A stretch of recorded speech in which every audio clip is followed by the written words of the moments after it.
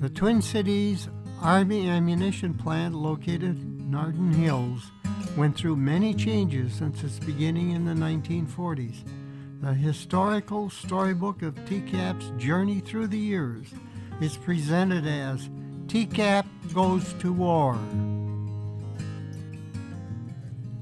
A July 1941 photo looking west shows a portion of the approximately 2,400 acres of farmland where the Twin Cities Ordnance Plant will be built, renamed the Twin Cities Arsenal in 1946 and the Twin Cities Army Ammunition Plant in 1963.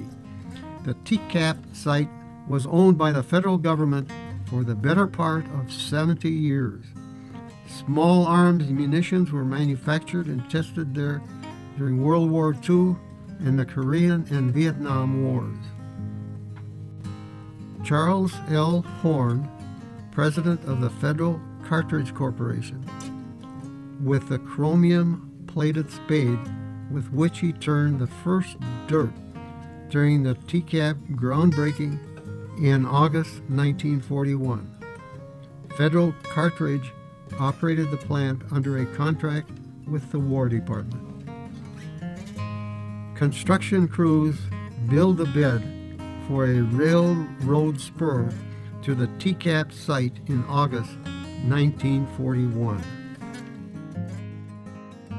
During the construction of the TCAAP plant, the Rainbow Inn was remodeled from a tavern into a temporary headquarters for Lieutenant Colonel Joe Underwood, the consulting quartermaster in charge of the plant, and his administrative force.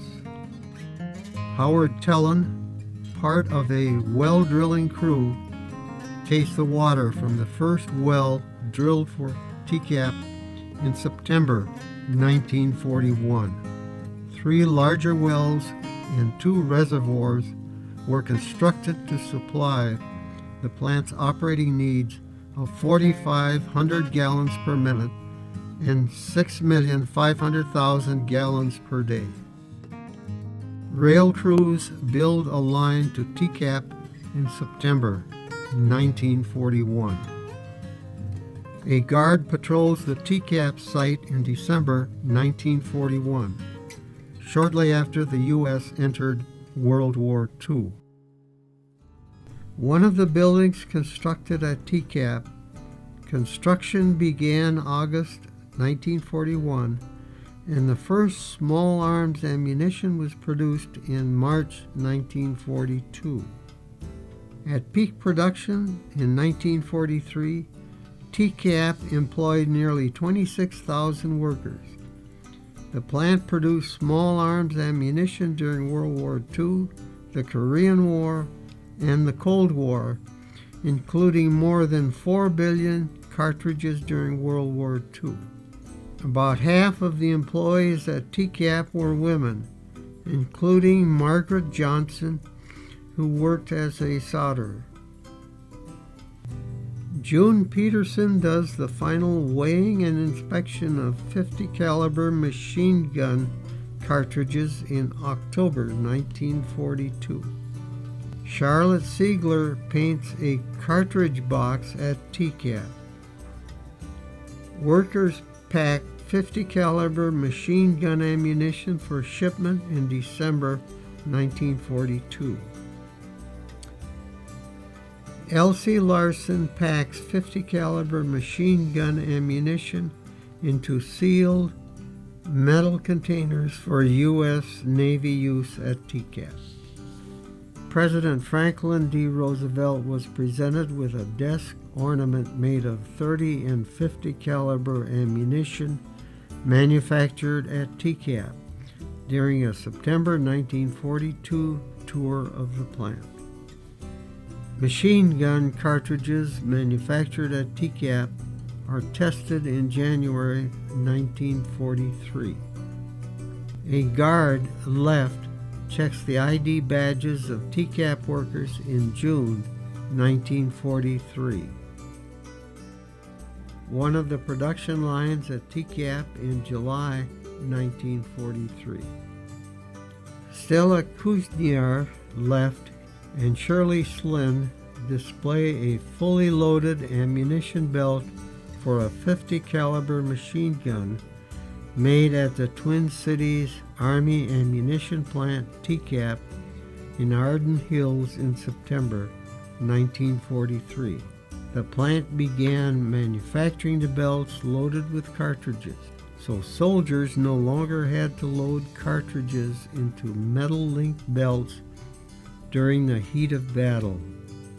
A truck at TCAAP celebrates the September 1943 surrender of Italy during World War II with caricatures of the Italian, German, and Japanese leaders.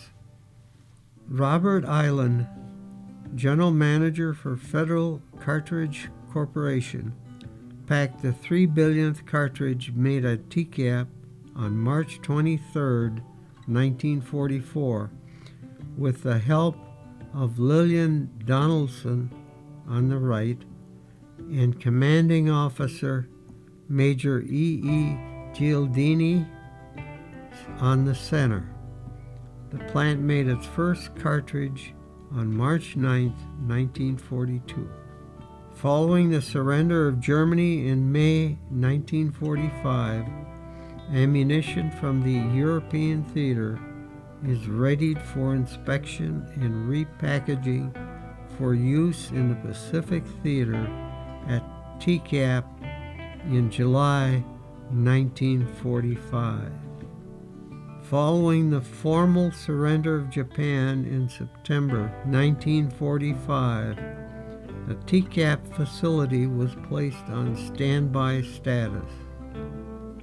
TCAAP workers feed .30 caliber machine gun ammunition into a machine that removes the cartridges from the belts as World War II ammunition is salvaged in April 1947.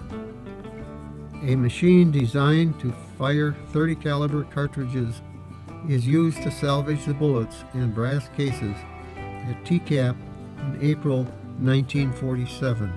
Piles of salvaged brass cartridge cases from World War II are ready for shipment to industrial buyers at TCAAP in April 1947.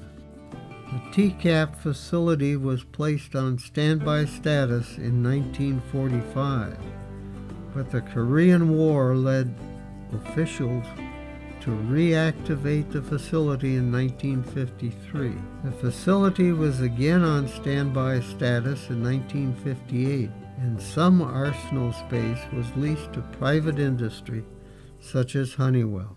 The Vietnam War prompted reactivation of the plant in December 1965, resulting in billions of rounds in ammunition produced through November 1970.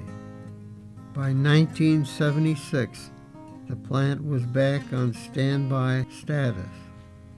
The site was finally shuttered by the Pentagon in 2002.